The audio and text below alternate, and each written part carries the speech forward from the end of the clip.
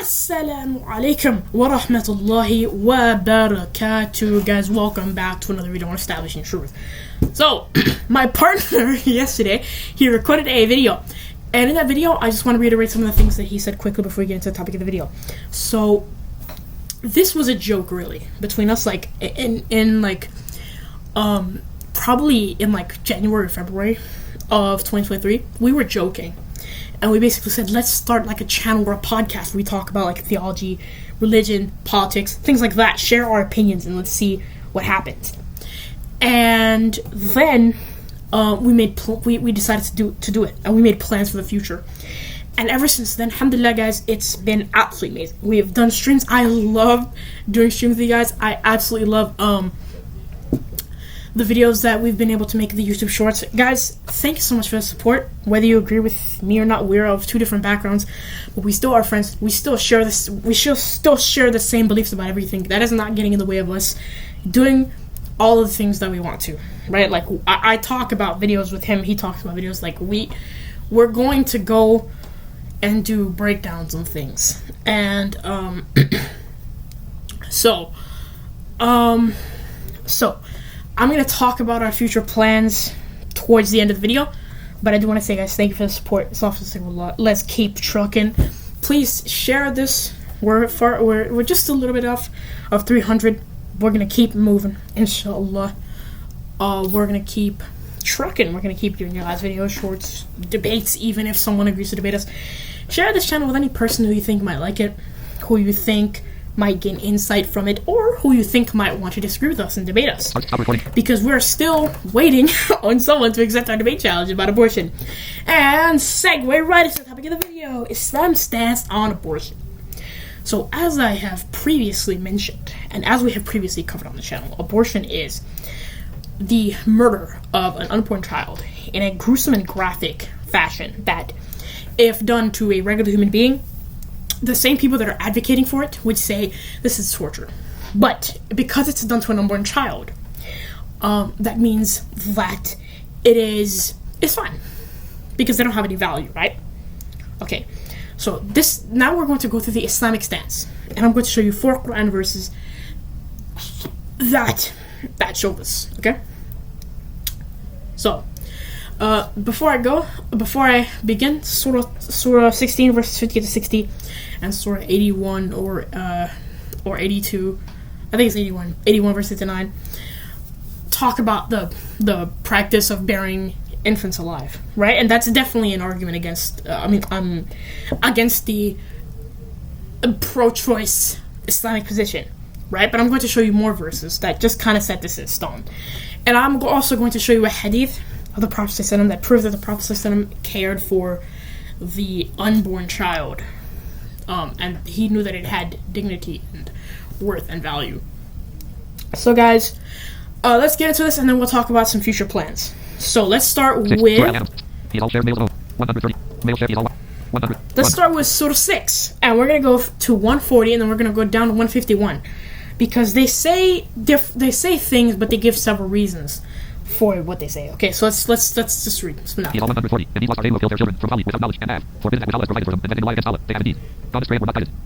Okay, so this verse is clear. It says, "Indeed, lost are the people that have killed their children without knowledge," meaning they're ignorant, right? They're ignorant, and that's what the pro-choicers are. They're very ignorant, right? The Quran is saying that these guys are ignorant. They kill their children. they're ignorant, right? They don't have knowledge.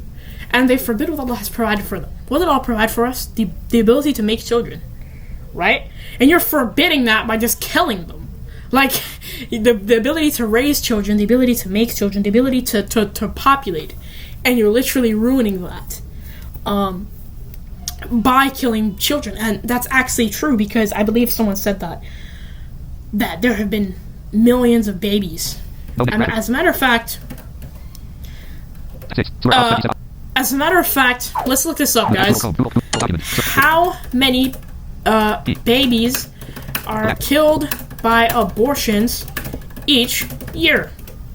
This average showing your average applicable abortion statistics 2023 abortion statistics. In fact, setting level 3 link button added are nearly 1 million abortions per year on average. That's just the ones reported. 1 million reported abortions per year on average. So that's 1 million babies killed per year. At least the ones that are reported. The ones unreported is probably another. It's not probably another million or 500,000 a year, right? A year. This is ridiculous. So this is proof, right? So now let's see. 100 age of full strength 152 and come you without sin of poverty. We provide anything more 151. Say, with their falsehoods and such as we are prove they testify of such falsehood their Lord. 151. Say, Muhammad, come, I will recite what your Lord is prohibited you from. Join God. Anything in worship with him. You put into for your parents. Kill not your children because of poverty. We provide sustenance for them. Come not near to al-fawish. Oh, kill not your children because of poverty. This is another reason why the abortionists kill their children. They kill their children because they think, oh, I'm not financially ready for a child, right? I'm not financially ready to have a child, right? And this is what they do. And it says we provide sustenance for you and for them, right? Which means that Allah is going to provide some sustenance for your children, but you're just killing them off, right? Okay. So, sins, illegal sexual intercourse, whether committed openly or secretly, and kill shameful sins. Allah is forbidden except for a just cause, according to Islamic law. This he has commanded. You may understand. Alright, so don't kill anything that Allah has forbidden. Again, going back to the intertextuality of the previous verses, is that don't kill your children because of poverty, and don't kill your children because if you do, you're ignorant and you're misguided. Right? Absolutely, I agree with this. So now let's go to Surah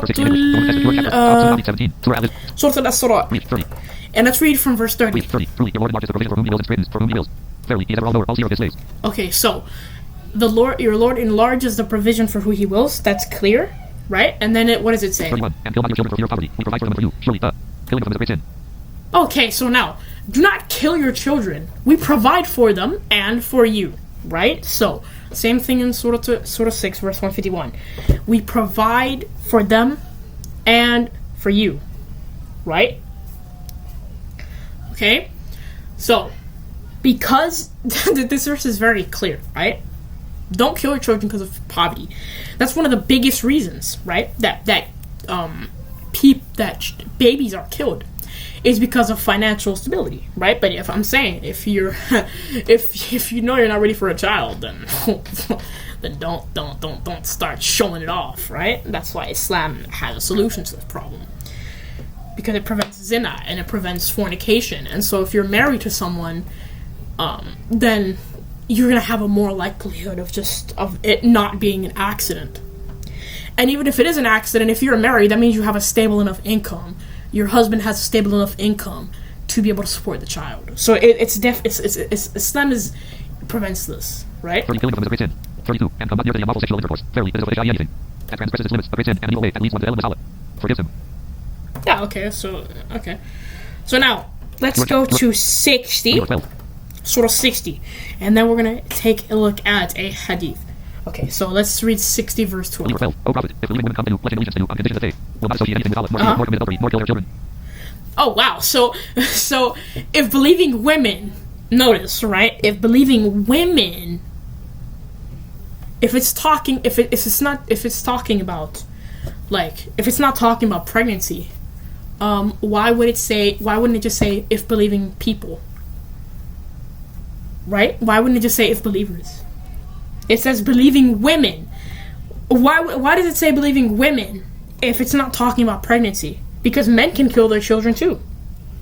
Right? But only women can kill their children if the children are in the womb. That's the first thing to notice. Right? It says believing women. Well, O Prophet, if believing women come to you, if believing women come to you. If it said if believers come to you, then that shows it's not talking about pregnancy. But it is talking about pregnancy because it says believing women.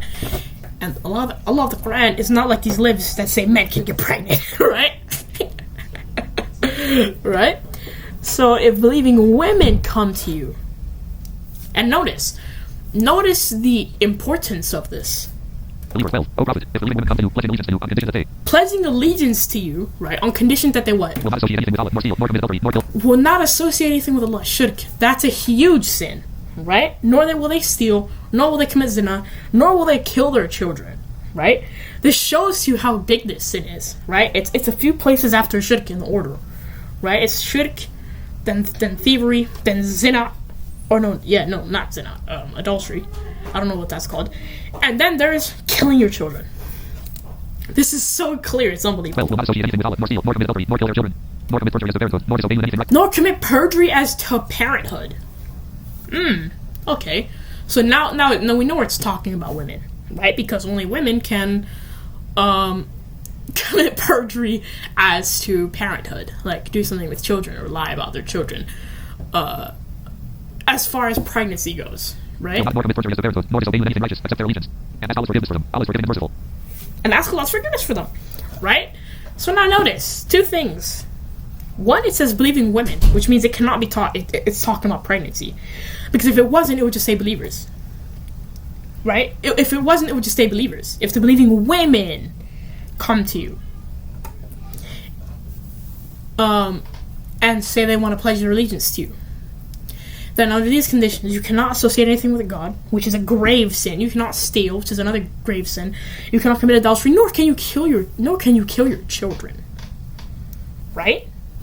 This is so clear. Remember, the shirk is the first on the list that they cannot do, because that's a sin, and then stealing, and then adultery, and then that. That shows how big that sin is, which is in perfect harmony with 1731. Now, let's show you a hadith. Sunan Abi Dawood 44:22. Buraydah, okay.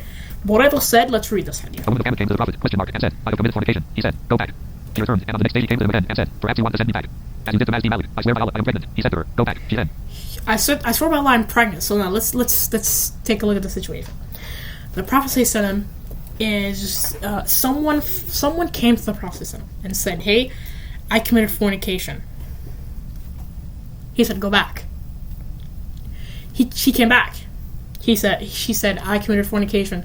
I swear by Allah that I'm pregnant.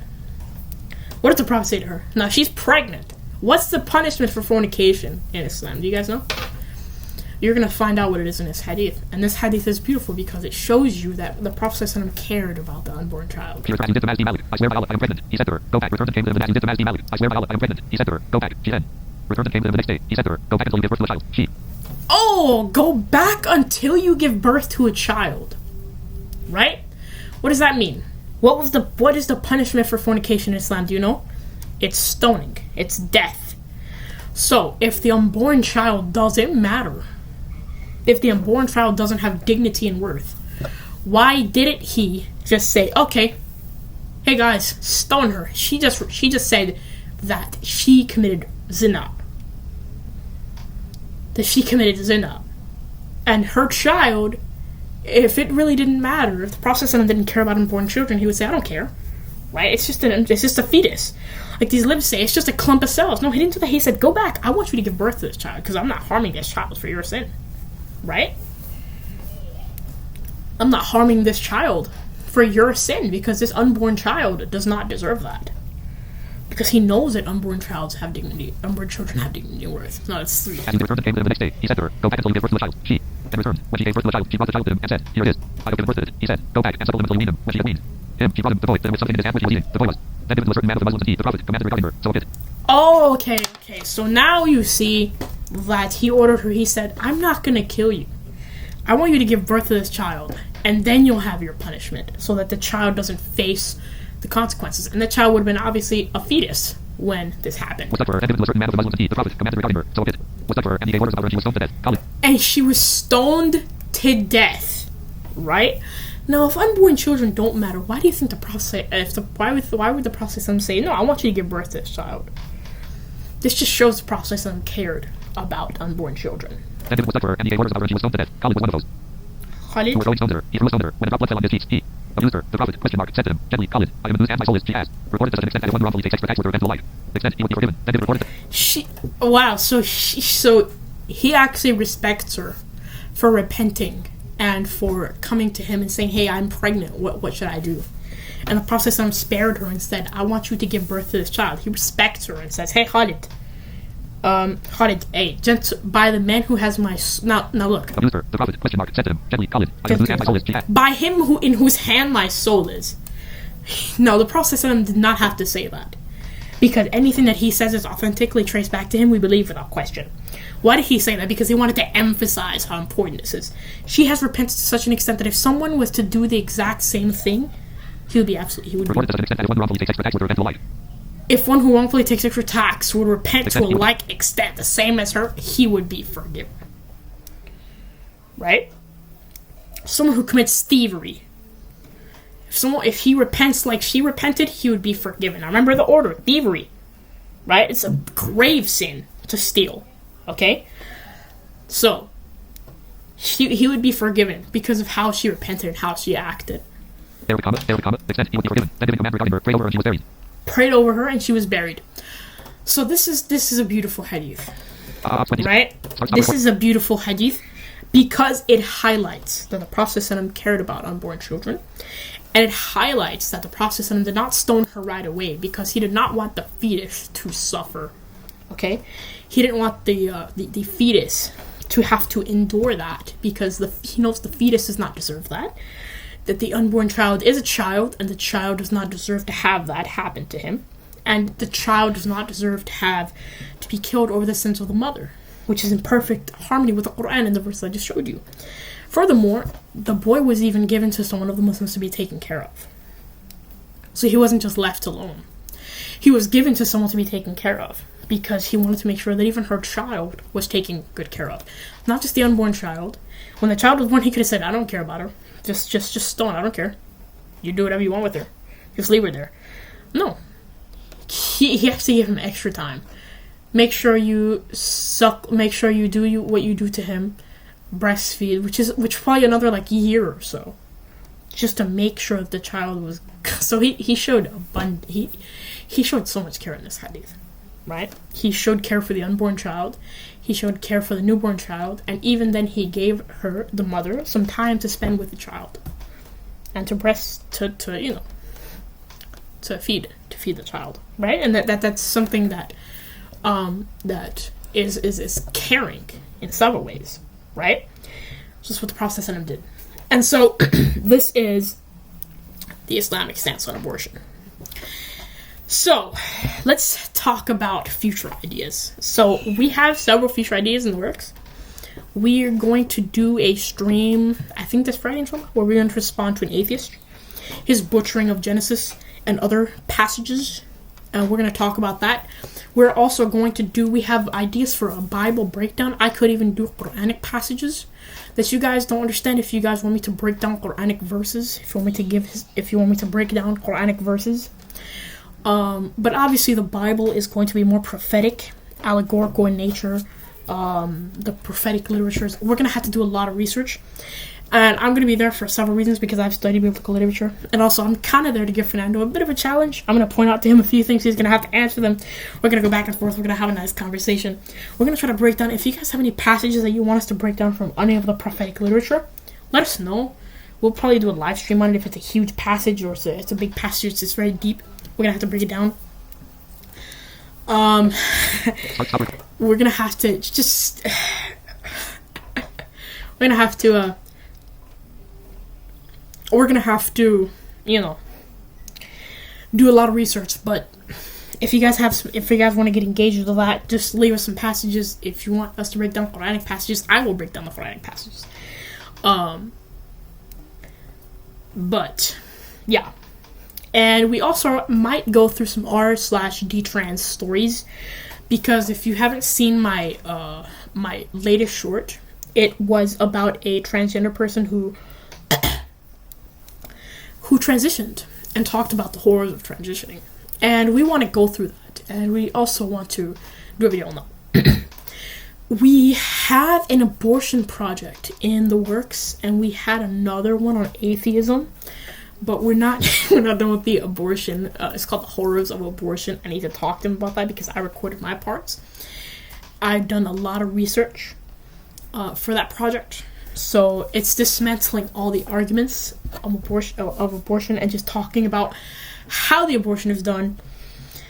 And it's really graphic. So guys, if you have any video ideas or topics you want us to cover, any suggestions, any feedback, then please guys let us know. We'd be happy to accept it. We'd be happy to talk. And if you want to debate, please let us know. We'd be happy to debate you. We already have put out challenges since August of last year, 2023, and they have not been accepted. They have not even been answered. We did want to talk to someone on religion and abortion. We wanted to get that set up, but we don't know. I'm gonna have to talk to him about that. But we do have things coming for the future. We're gonna try to get our hard disk law. And that's it, guys. So I hope you guys enjoyed this video. I hope that you tune in, see us at our stream, ask us questions, talk to us. That's what we're here for, guys. So I hope you guys take care, and assalamu alaikum wa rahmatullahi wa barakatuh. See you guys later.